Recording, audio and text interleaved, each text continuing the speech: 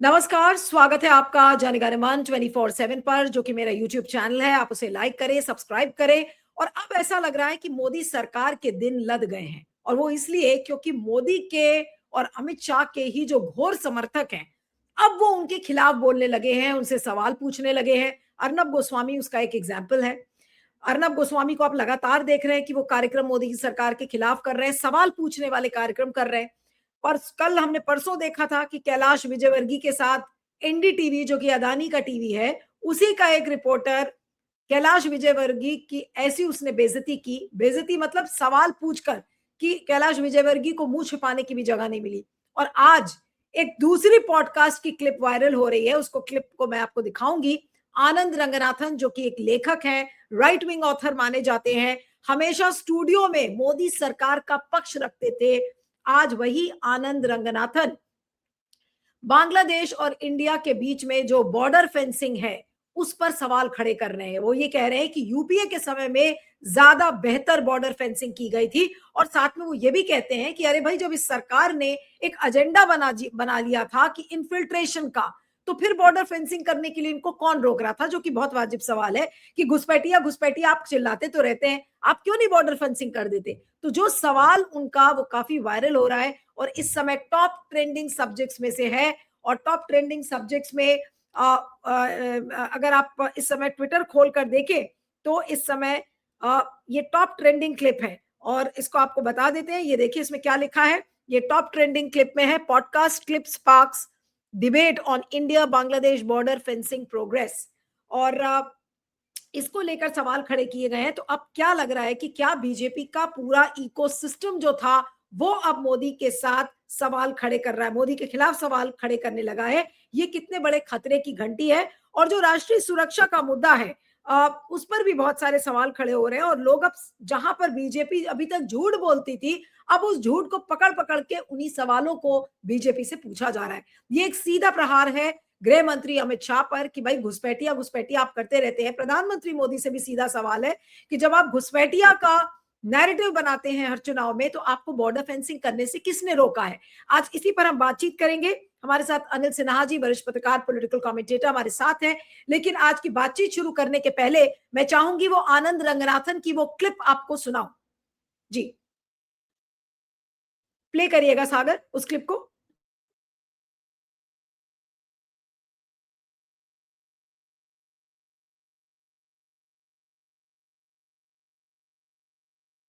UPA did more border fencing with Bangladesh than NDA. Yes. Can you imagine that? Even today, I think 400 kilometers of our border with Bangladesh is still unfenced. And you know the pretext, नहीं, उसका excuse क्या है कि ममता दी जो है BSF को land नहीं। अरे भाई, आपके पास क्या है?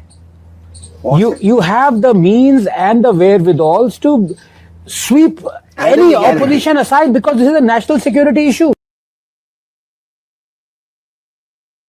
आनंद रंगनाथन, एक बार फिर से इसको प्ले करिएगा सागर, क्योंकि वो शुरू में वो शब्द कट गया था। उन्होंने कहा था कि UPA did much better border fencing than NDA. उसको फिर से शुरू से क्लिप उसको प्ले करिए। UPA did more. Did you know that UPA did more border fencing with Bangladesh than NDA? Yes. Can you imagine that? Even today, I think 400 kilometers of our border with Bangladesh is still unfenced. And you know the pretext, नहीं, उसका excuse क्या है कि ममता दी जो है BSF को land नहीं। अरे भाई, आपके पास क्या है? You have the means and the wherewithal to sweep any opposition aside because this is a national security issue. तो डायरेक्ट सवाल वो करते हुए नजर आ रहे हैं और कह रहे हैं कि यूपीए ने ज्यादा बेहतर बॉर्डर फेंसिंग की थी। ये कितना बड़ा तमाचा है अमित शाह और प्रधानमंत्री मोदी के मुंह पर और पूरी सरकार पर। और आनंद रंगनाथन जैसा व्यक्ति, जो कि अभी तक सरकार के पक्ष में बोल रहा था, क्या आज ये इन जैसे सारे लोगों को अब ये लगने लगा है कि मोदी और शाह साहब की जो पोजीशन है वो बिल्कुल अनटेनेबल होती जा रही है? और एक तरीके से सारे झूठ का पर्दाफाश अब मोदी के सपोर्टर्स ही कर रहे हैं। विपक्ष को कुछ करने की जरूरत नहीं है। विपक्ष के लिए अब सारे मोदी जी के समर्थक ही बैटिंग करने के लिए लग गए हैं। अनिल सिन्हा जी हमारे साथ हैं। अनिल जी, आपका स्वागत है। Thank you so much for joining. पहला सवाल यही है कि आनंद रंगनाथन की ये क्लिप अपने आप में क्या स्टोरी कहती है? जी देखिए, आनंद रंगनाथन एक जैसा आपने सही कहा कि वो एक राइट विंग इंटेलेक्चुअल है, बौद्धिक है, और काफ़ी उनके लिए बैटिंग करते रहते हैं। उनकी तरफ से ये आना मतलब अचरज का विषय ज़रूर है, और थोड़ा-सा क्यूरियोसिटी, जिज्ञासा का है कि आखिरकार क्या हुआ है। और ये आपसे मैं सहमत हूँ कि ये एक तरह का कोई मतलब कुछ दरारें जो है, जो एस्टेब्लिशमेंट की जो नैरेटिव है, बनाने वाले नैरेटिव जो बनाते हैं उनके बीच में, और एक तरह से वो थोड़ा-सा ढाने लगा है। ढाना शब्द उतना मतलब ज़्यादा हो गया, लेकिन दरारें अब दिखने लगी हैं। ये दरारें अब कितनी दूर तक जाएँगी, ये इसका अंदाज़ा अभी हम लोगों को लगाना मुश्किल है, लेकिन दरारें हैं।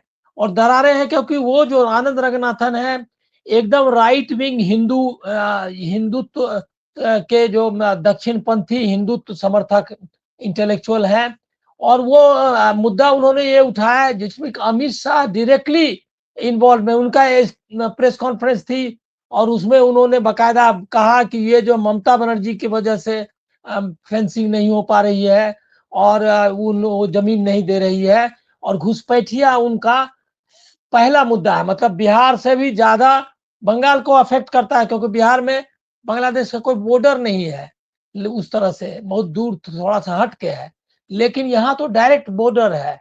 तो वो जो है उसका मुद्दा बना रहे हैं, वो उसको पंक्चर करने की कोशिश है। तो एक तो जो पूरी जो इलेक्शन नैरेटिव है वेस्ट बंगाल की, उस पर इससे असर होता है, और दूसरा है क्या कि घुसपैठिया, बांग्लादेशी, और इस तरह का जो पूरा अमित शाह का जो फोकस रहता है एज ए मतलब एक होम मिनिस्टर के रूप में, उनका परफॉर्मेंस यही है कि नैरेटिव बनाते हैं। एक्टिविटी कुछ नहीं है, लेकिन नैरेटिव बनाते हैं। वो बता रहा है आनंद रंगनाथन, ये बहुत इंपॉर्टेंट है, क्योंकि वो बोल रहे हैं कि यूपीए के समय में बेहतर, इससे ज्यादा बढ़िया काम हुआ, फेंसिंग हुई, और अभी आप बहाना ले रहे हो क्या कि जमीन नहीं दे रही है। जब नेशनल सिक्योरिटी का इशू है, तो जब फिर आप तो तुरंत उसको कर सकते हो किसी भी समय, तो फिर आप ऐसा क्यों कर रहे हो? तो ये एक बिग डेवलपमेंट है। और आप देख रहे हैं क्या कि ये डेवलपमेंट वो उसको उससे भी जोड़ कर देखना चाहिए। हालांकि दोनों के बीच का जो डिफरेंस है वो उसको भी रखना चाहिए। मीडिया में जिस तरह से अनुराग द्वारी ने अटैक किया कैलाश विजयवर्गीय पर, अटैक नहीं किया, उसने सिर्फ एक्सपोज किया। अनुराग द्वारी के लिए कोई अचरज की बात नहीं थी, क्योंकि अनुराग द्वारी, मैं मानता हूं कि कुछ एक जो बेहतर गोदी मीडिया में अभी भी जो डटे हुए हैं, ये क्या कहते हैं, जन सरोकार के मुद्दों पर टिके हुए हैं और उन्हीं को हाईलाइट करते हैं, उसमें से एक है। लेकिन चैनल अडानी का हो चुका है, इसके बावजूद वो अपनी रफ्तार से चल रहे हैं। तो और उसमें जो उनसे टकराहट हुई इसकी कैलाश विजयवर्गीय की, उससे विजयवर्गीय तो एक्सपोज हुआ ही, लेकिन इससे ये लगा कि आवाज आप मतलब उठने लगी है गोदी मीडिया मतलब एनडीटीवी अडानी ओन चैनल की तरफ से। अगर ये होता है तो वो इम्पोर्टेंट है। एक उसमें खाली थोड़ा इसको सावधानी से समझने का है। सावधानी की बात यहाँ पर है कि कैलाश विजयवर्गीय अब ये हो चुके हैं, मतलब इररेलेवेंट हो चुके हैं विद इन द जो वहाँ का इकोसिस्टम में, मतलब पावर स्ट्रक्चर है उसमें बहुत कमजोर पड़ चुके हैं। तो उस पर अटैक बहुत बड़ा मुद्दा है ऐसा नहीं समझना चाहिए, क्योंकि वो कमजोर पड़ चुके हैं। लेकिन जो मुद्दा उसने उठाया, जो डेथ हुई है ये क्या कहते हैं जहरीले पानी से, मतलब प्रदूषित पानी से, और इंदौर जो कि उनका गढ़ है, और पूरा मध्य प्रदेश सरकार इससे लपेटे में आती है, पूरा बीजेपी का पूरा नैरेटिव इससे लपेटे में आता है, तो ये इम्पोर्टेंट है। लेकिन कैलाश विजयवर्गीय पावर स्ट्रक्चर में अब ऐसी स्थिति है कि मोहन यादव जो जिसको वो अपना पट्टा समझते थे, वही जो है मुख्यमंत्री बना हुआ है और वो उसके नीचे है। तो इसीलिए उनको अब उनकी कोई ताकत नहीं रह गई है। लेकिन तो भी जिस तरह से उसने सवाल किया, फिर उसके बाद उसने जो कहा बेइज्जत किया इनको, उसको उस पर चुप नहीं बैठा, उसमें जवाब दिया। इससे बहुत उत्साह बना है ये में सोशल मीडिया में, या जो मीडिया जन सरोकारी मीडिया का जो हिस्सा है वो बहुत उत्साहित हुआ उसके उनके ये से। मतलब अनुराग द्वारी के इस ये मतलब व्यवहार, मतलब जो रिटेलिएशन, जो फोर्स से जिस तरह से उन्होंने किया, तो ये दोनों जो ये है, मतलब ये मीडिया से ही रिलेटेड है। तो आनंद रंगनाथन भी मीडिया के लिए बहुत एक्सपोज्ड है, और उनका जो भी अपने जो इंटेलेक्ट है उसका इस्तेमाल वो राइट विंग के समर्थन के लिए ही करते हैं। तो इसमें दोनों की बात आ गई। अभी एक और है इसमें, ये भी जान लीजिए कि ये उधर यहाँ सिर्फ बंगाल का मामला नहीं है, असम में भी वो वही क्या कहते हैं घुसपैठिया का ही मुद्दा को मेन मुद्दा बनाए हुए हेमंत बिस्वा शर्मा, और वो बोल रहे हैं लगातार कि हम सबको भेज देंगे, कोई ट्रीटी हो या नहीं हो। हालांकि इसमें ये भी ध्यान रखना चाहिए कि ये लोग जो नेशनल इंटरेस्ट है, जो ये क्या कहते हैं भारत का जो विदेश नीति है उसका कबाड़ा कर दिया है उन्होंने। जो बांग्लादेश हमको कभी भी उधर जाने की जरूरत नहीं थी, वो अब पाकिस्तान से समर्थन में जा रहा है।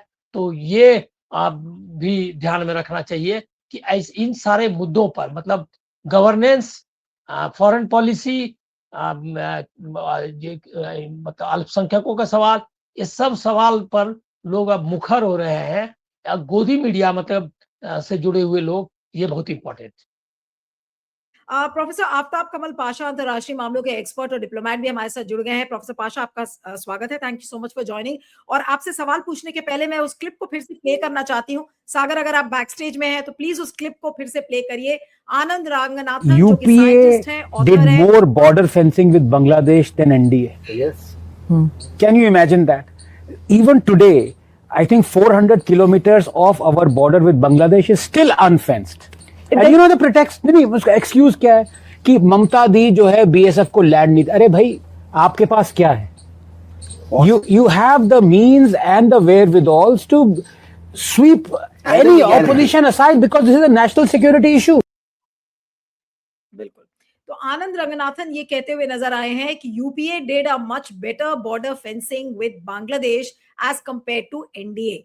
और उनके कहने का मतलब यह है कि घुसपैठिया जो चिल्लाते रहते हैं मोदी साहब और शाह साहब, और पूरा जो बीजेपी का इकोसिस्टम है घुसपैठिया करता रहता है, तो उस इन्फिल्ट्रेशन के इशू को एक तरीके से पंक्चर करते हुए आनंद रंगनाथन नजर आ रहे हैं। और उन्होंने कलई खोल दी है कि इस घुसपैठिया नैरेटिव की। इस पर क्या कहेंगे? ये जो बॉर्डर फेंसिंग का मामला है, ये अब आनंद रंगनाथन का इस बात को कहना, जो कि बीजेपी के घोर समर्थक होते थे, आप क्या कहेंगे सर? डिप्लोमेटिकली भी ये कितना बैकफायर कर सकता है, आनंद रंगनाथन का ये बात कहना? जी, मोदी और शाह साहब। जी, ये काफी महत्वपूर्ण स्टेटमेंट है उनकी तरफ से आना, क्योंकि जो काम डॉक्टर मनमोहन सिंह के दौरान शुरू हुआ था वो काफी तेजी पकड़ा था। वो फेंसिंग का काफी काम हुआ था पाकिस्तान के बॉर्डर और बांग्लादेश के। लेकिन मैं गया हूँ वेस्ट बंगाल और मेघालय की तरफ से भी, असम की तरफ से, तो वहाँ जो मैं देखा रियलिटी, जो रिवर्स शेयर करते हैं, तो वहाँ कोई फेंसिंग नहीं है। आम तौर पे लोग आते हैं अपने बैल या भैंस या जो कैटल हैं वो लेके जाते हैं, और बीएसएफ वालों को पता होता है वो। मतलब मैं वहाँ सुनने में ये आया, मैं चौंक गया सुन के कि बीएसएफ वाले जो है चौकी में बैठे हैं और ये लोग लगातार दिन रात कैटल ट्रांसपोर्ट करते हैं, लोग भी आते जाते रहते हैं। मतलब it is like open border मुझे लगा कई जगह। तो फेंसिंग जो हुई है वहाँ भी गया था, वहाँ कुछ कंट्रोल में है सिचुएशन, लेकिन ये गैप्स जो है काफी कुछ हैं बहुत सारे नॉर्थ ईस्टर्न स्टेट और वेस्ट बंगाल में भी। और ये जैसा कि अनिल साहब ने कहा और जो आप क्लिप बताए उससे साफ जाहिर होता है कि नेशनल सिक्योरिटी को लेके जो है state government are willing to cooperate, इसमें कोई शक नहीं है। ममता बनर्जी ने भी कई बार कहा है कि ये मामला सेंट्रल गवर्नमेंट और स्टेट गवर्नमेंट कोऑर्डिनेशन से होना चाहिए, लेकिन ये इलेक्शन और पॉलिटिकल लीडरशिप वन अपशिप करके बताना चाहते हैं, एक्सपोज करना चाहते हैं ये ममता गवर्नमेंट, टीएमसी गवर्नमेंट की ये निकम्मे हैं इस मामले में और घुसपैठी आ रहे हैं दिन रात वगैरह बोल के। देखिए ये असम को लेके जो भी कर रहे हैं वहाँ के चीफ मिनिस्टर, ये साफ ज़ाहिर है कि वहाँ इलेक्टोरल पॉलिटिक्स का मेन मुद्दा है, टारगेटिंग किया जा रहा है। सिर्फ जो घुसपैठी होके वो है उनको आइडेंटिफाई करने के लिए नहीं, सिर्फ मुसलमानों के लिए टारगेट कर रहा है आम तौर पर।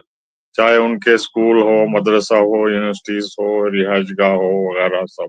तो कई जेन्युइन आसामीज़ सिटीजन्स जो कि वहाँ कई सदियों से रह रहे हैं, वो भी डर और खौफ में रहते हैं। देखिए ये मामला ये दीमक की तरह जो उसने होम मिनिस्टर ने बताया कि घुसपैठी दीमक की तरह है बोल के, ये हमारा इमेज इंटरनेशनली बहुत कमज़ोर कर दिया है। और देखिए फॉरेन पॉलिसी में एक के बाद चैलेंजेस बढ़ते जा रहे हैं।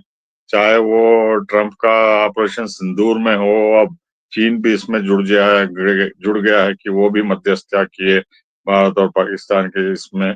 अब लेटेस्ट ये जो है न्यूयॉर्क के मेयर मोदी सरकार को लिखे हैं कि आप उमर खालिद को बेल क्यों नहीं दे रहे हैं? और वहाँ के कांग्रेस के 7-8 मेंबर जो हैं वो भी लिखे हैं कि आप उमर खालिद को बेल क्यों नहीं दे। तो बांग्लादेश ही नहीं, नेपाल ही नहीं, छोटे-छोटे मुल्क भी जो है हमारी फॉरेन पॉलिसी के ऊपर चिंता प्रकट कर रहे हैं और उंगली उठा रहे हैं कि क्या कर रहे हैं आप वगैरह बोल के। तो ये गवर्नमेंट जो है बॉर्डर फेंसिंग को तो ये निकम्मे हैं, ये पूरा काम नहीं किए हैं, इनके हाथ में है और तेजी से इसको कंप्लीट कर सकते थे, लेकिन ये करना नहीं चाहते क्योंकि वो इलेक्शन आ रहे हैं वेस्ट बंगाल में, उसको इस्तेमाल करना चाहते हैं और बताना चाहते हैं कि वो हम अगर वहाँ गवर्नमेंट में आएंगे तो फेंसिंग करेंगे और घुसपैठियों का जो है कंट्रोल करेंगे, स्टॉप करेंगे बोलते हैं। लेकिन ये सिर्फ असम में ही नहीं, लेकिन दूसरे स्टेट्स में भी इतने बड़े पैमाने पे लोग वहाँ डर और खौफ में रहते हैं। मैं मणिपुर से, असम से, अरुणाचल से, मेघालय, त्रिपुरा, नागालैंड सब तरफ गया मैं। तो वो बॉर्डर चेकिंग पोस्ट में जो है लोग टैक्सी में जाते हैं, बॉर्डर पोस्ट जब आ रहा तो जंगल में चले जाते हैं डर के। हालांकि वो वहाँ के शहरी हैं वो, तो वो बोलते हैं कि पैसे देना पड़ता है उनको, करप्शन इतना है कि लोगों को बहुत सताते हैं, हरास करते हैं, पकड़ लेते हैं और वगैरह वगैरह बोल के बहुत मतलब it was harrowing stories to listen to ordinary people जो इलाज के लिए जाते हैं, बच्चे पढ़ने के लिए जाते हैं और दूसरे कामों के लिए जाते हैं। तो ये बीजेपी का एजेंडा जो है वहाँ हरासमेंट का हो गया है, फियर का हो गया। पहले वो आर्मी टेररिज्म को कंट्रोल करने में वगैरह सब वो डोमिनेट करते थे। आशा सर, एक सवाल आपसे और करूंगी, उसके बाद फिर अंतिम कमेंट मैं अनिल जी से लूंगी कि आनंद रंगनाथन का ये बात कहना, जो कि बीजेपी के घोर समर्थक होते थे, उनका ये बात एक पॉडकास्ट में कहना, ये क्या शो करता है कि अब मोदी सरकार के ही समर्थक क्या उनके खिलाफ हो गए हैं और बॉर्डर नेशनल सिक्योरिटी के मुद्दे पर, खासकर जो इन्फिल्ट्रेशन का इशू बार बार बीजेपी बोलती रहती है, हर चुनावी रैली में उसको एक मुद्दा बनाती है, और अभी जैसे पश्चिम बंगाल का चुनाव पास आ रहा है, अब ये देखिए इसको लेकर नैरेटिव बहुत ज्यादा गाढ़ा होता चला जा रहा है। तो अब क्या आपको लगता है कि बीजेपी के सपोर्टर्स भी इन्फिल्ट्रेशन के मुद्दे पर मोदी और शाह को सपोर्ट नहीं करते? ये क्या कहता है अपने आप में ये जो क्लिप वायरल हो रही है आनंद रंगनाथन की? जी।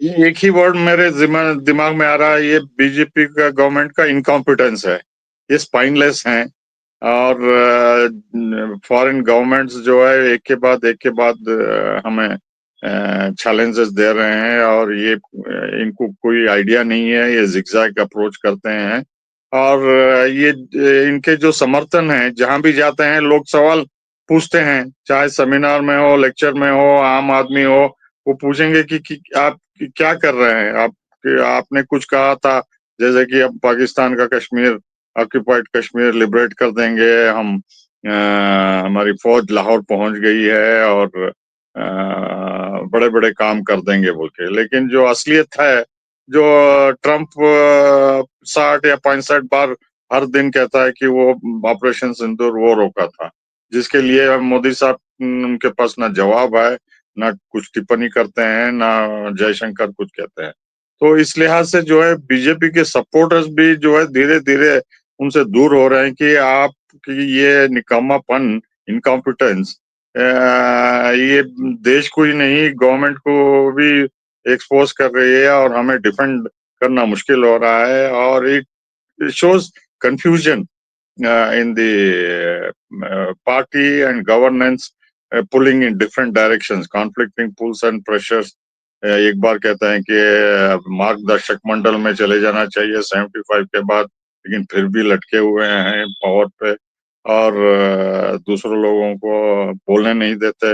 एक भी पार्लियामेंट में ना प्रेस कॉन्फ्रेंस दिए हैं, ना ठीक से फॉरेन पॉलिसी पे बोले हैं, या डोमेस्टिक पॉलिसी या मणिपुर वगैरह सब खाली ये एक्सपोज हो रहे हैं, और उनके सपोर्टर्स भी आगे चल के और खुले आम आएंगे कि आप जो कर रहे हैं गलत कर रहे हैं, और इससे देश का भला नहीं हो रहा है लेकिन अटैक हो रहा है बोल के वो धीरे धीरे ओपनली आएंगे, प्रेस में भी आएंगे, और दूसरे पॉलिटिकल लीडर्स भी। डिसअफेक्शन फैल रहा है उन्हीं के सर्कल्स में, और खास तौर पे कंसंट्रेशन ऑफ पावर इतना हो गया है पीएमओस ऑफिस में, और ये वन मैन डिक्टेटरशिप शो हो गया है।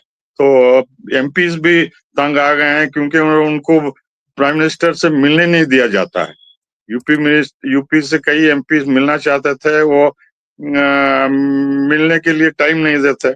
ये ऐसी हालत हो गई है इंटरनल ऑर्गेनाइजेशन में, ये सफोकेशन हो रहा है सभी को, और ये सब सिम्टम्स हैं ऊपर आ रहे हैं उभर के कि आपका डोमिनेशन और वन मैन शो ये खतरनाक है, देश को भी बर्बाद और कर रहा है।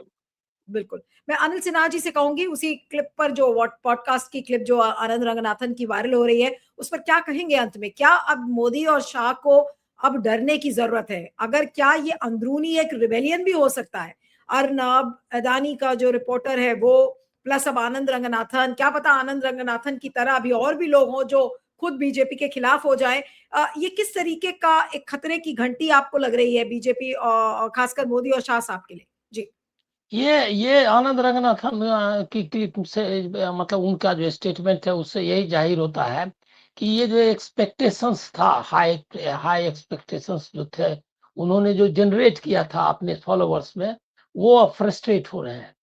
तो ये जो है अब वो उनको निराशा हो रही है। उनको लग रहा है क्या कि जितना इन लोगों को बहादुर, दूरदर्शी और काबिल समझते थे उतना है नहीं ये लोग, और ये लोग जो है ले नहीं जा सकता है उनके एजेंडे को। तो उनका जो आनंद रंगनाथन जैसे लोगों का या अर्नब जैसे लोगों का जो फ्रस्ट्रेशन है या उनका जो मोह भंग जिसको आप कहते हैं, वो मोह भंग है एक राइट विंग में जो हाई एक्सपेक्टेशन था कि और ज्यादा का चाहते थे कठोर ढंग से चीजों को चलाना, बांग्लादेश से लड़ जाओ, आप प्रिय ये क्या कहते हैं पाक अधिकृत कश्मीर को ले लो और पाकिस्तान में घुस जाओ, ये सब टाइप का इन्होंने बनाया था, क्योंकि बोलते ही थे घुस कर मारने वाला आ गया है। मोदी जी का इकोसिस्टम है वही अब उनके खिलाफ हो रहा है धीरे धीरे। हाँ, वो देख रहा है कि डिलीवर नहीं कर पा रहा। और देखिए इसमें साइकोलॉजिकली जो है ना, इसका रोल बहुत है, ये जो ट्रम्प वाला फेनोमेना है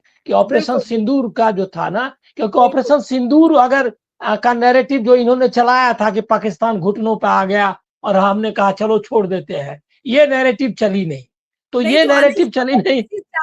अगर इसी स्टैंडर्ड से चलेंगे, मेरा आखिरी सवाल है, तो फिर तो विपक्ष को ज्यादा काम करने की जरूरत नहीं है, बीजेपी का इकोसिस्टम ही निकल जाएगा मोदी और शाह साहब को।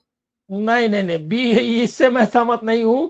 विपक्ष को ये काम करना है कि इनको बताना है कि इनकी नीतियों की वजह से एक सिंगल कंट्री जो भारत के चारों तरफ है वो कोई हमारे साथ नहीं रह गया।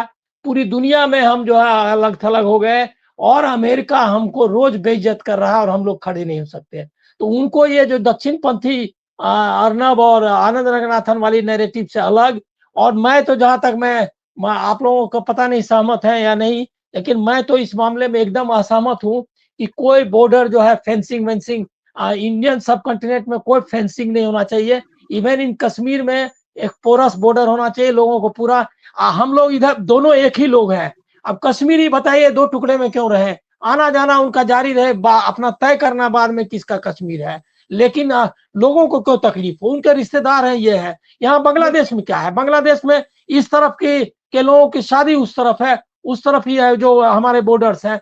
ये लैंग्वेज एक है, जमीन एक है, संस्कृति एक है। तो फिर ये फेंसिंग वाला आइडिया चाहे यूपीए ने किया हो, नेशनलिस्ट जो सो कॉल्ड ये अल्ट्रा नेशनलिस्ट प्रेशर है, या हो, मेरा तो मानना है कि जैसे पंजाबी हैं, लंबे समय से उनको ये, आप मिलिए पंजाब के लोगों से, दोनों तरफ के लोगों से, उनको लगता है कि लाहौर क्यों भाई, हम लाहौर क्यों नहीं जाएं, उनको लगता है अमृतसर क्यों नहीं आए, हमारा तो अपना घर ही था। वो मुसलमान और हिंदू दोनों कहते हैं। तो मैं इस नैरेटिव के जो दक्षिण पंथ की नैरेटिव है, इस नैरेटिव के एकदम पक्ष में नहीं हूं। और दूसरा है कि बांग्लादेश, पाकिस्तान या नेपाल, ये सारे हमारे अपने लोग हैं, आना जाना पूरा जारी रहना चाहिए। बाकी जो छोटे मोटे डिस्प्यूट है हम लोग सुलझा लेंगे। बॉर्डर कोई बहुत बड़ा डिस्प्यूट है ही नहीं, ये क्रिएट किया हुआ है। तो ये नैरेटिव विपक्ष को कि पीपुल टू पीपुल रिलेशनशिप, इनको अर्नब और आनंद रंगनाथन के लोगों के नैरेटिव खरीदने लेने की जरूरत नहीं है कि चढ़ जाओ, और चढ़ नहीं पाए तो तुम बेकार हो। ये उनके यहाँ टूटेगा, लोग उनको गालियां देंगे, अपने ही लोग आपस में जूतम पैजार करें। हम चाहते हैं कि उनके बीच में ये हो जाए, लेकिन उनकी नैरेटिव को हमको नहीं चलाना चाहिए। हमको एक जो सही नेशनलिज्म की नैरेटिव है कि सारे आसपास के मुल्कों, इंडियन सब कॉन्टिनेंट एक है, एक साथ हम लोग रहना है, शांति से रहना है और भाईचारा से रहना है। अंदर में भी मुसलमान, वो सही कहा पाशा साहब ने कि ये नैरेटिव सिर्फ बांग्लादेशियों के बारे में नहीं है, ये पाकिस्तान या मतलब हिंदू और मुस्लिम की बेसिक नैरेटिव है। और यही करना चाहते हैं। आसाम में तो लोगों का जीना मुहाल कर दिया है ये इस रेजिम ने। इसने एक तो पहले से प्रॉब्लम चल रहा था और उसको और ज्यादा बढ़ा दिया है। और अब तो मणिपुर है, नागालैंड है, सब जगह यही हालत है कि लोग जो है परेशान है।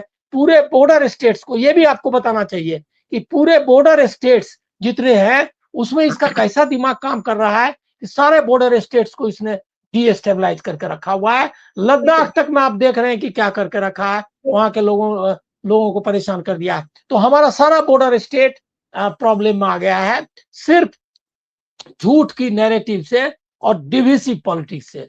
तो ये हम लोग चलाना चाहिए। आनंद रंगनाथन वगैरह का, अर्नब वगैरह का समर्थन मैं नहीं करता, लेकिन ये जरूर है कि ये जो है, ये इन लोगों को भी लग रहा है कि ये हमारा लीडर होने लायक नहीं है। इसका मतलब कि गवर्नेंस का मेजर फेलियर है, और जो भी ये क्या कहते कर रहे हैं उसका मेजर फेलियर है, वो शो करता है। चलिए देखते हैं कि आगे और क्या क्या होता है बीजेपी के अंदर ही। और ये बात हम लोगों ने 2 साल पहले भी करी थी और कई प्लेटफॉर्म्स पर कि धीरे धीरे कुछ हालात ऐसे बन जाएंगे कि बीजेपी के अंदर ही लड़ाई दंगा होने लगेगा और इस तरीके की बातें होंगी। और अब वो चीजें साफ साफ अब दिख रही हैं। आप दोनों का बहुत बहुत शुक्रिया, professor Pasha, Anil ji, thank you so much for joining. Thank you.